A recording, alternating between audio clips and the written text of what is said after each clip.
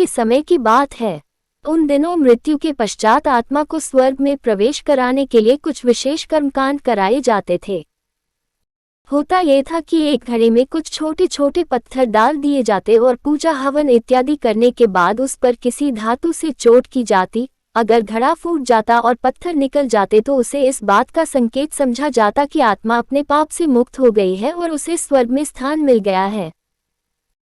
चूंकि घड़ा मिट्टी का होता था, इसलिए इस प्रक्रिया में हमेशा ही घड़ा फूट जाता और आत्मा स्वर्ग को प्राप्त हो जाती। और ऐसा कराने के बदले में पंडित खूब दान दक्षिणा लेते। अपने पिता की मृत्यु के बाद एक युवक ने सोचा क्यों न आत्मा शुद्धि के लिए महात्मा बुद्ध की मदद ली जाए। वे अवश्य ही आत्मा को स्वर्ग दिलाने का कोई और बेहतर और निश्चित रास्ता जानते होंगे। इसी सोच के साथ वो महात्मा बुद्ध के समक्ष पहुंचा। हे महात्मन, मेरे पिताजी नहीं रहे, कृपया आप कोई ऐसा उपाय बताएं कि यह सुनिश्चित हो सके कि उनकी आत्मा को स्वर्ग में ही स्थान मिले। युवक बोला। बुद्ध बोले, ठीक है, जैसा मैं कहता हूँ वैसा करना। तुम उन पंडितों से 2 घड़े लेकर आना, एक में पत्थर और दूसरे में घी भर देना। दोनों घड़ों को नदी पर लेकर जाना और उन्हें इतना डुबोना कि बस उनका ऊपरी भाग ही दिखे।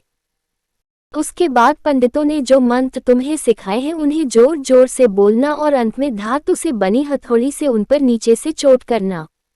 और ये सब करने के बाद मुझे बताना कि क्या देखा।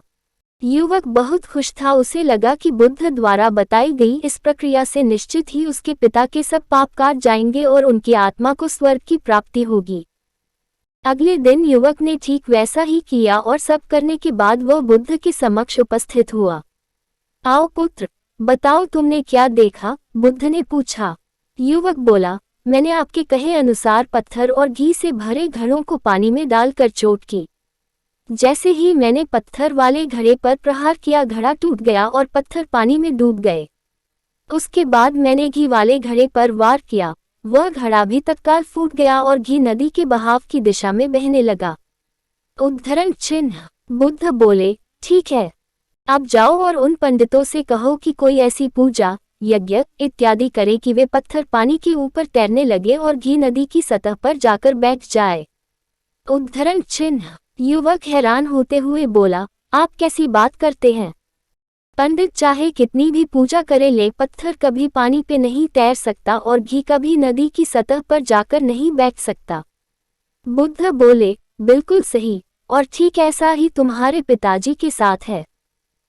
उन्होंने अपने जीवन में जो भी अच्छे कर्म किए हैं वो उन्हें स्वर्ग की तरफ उठाएंगे और जो भी बुरे कर्म किए हैं वे उन्हें नरक की ओर खींचेंगे। और तुम चाहे जितनी भी पूजा करा लो, कर्म कांड करा लो, तुम उनके कर्मफल को रत्ती भर भी नहीं बदल सकते। उद्धरण चिन्ह। युवक बुद्ध की बात समझ चुका था कि मृत्यु के पश्चात स्वर्ग जाने का सिर्फ एक ही मार्ग है और वो है जीवित रहते हुए अच्छे कर्म करना।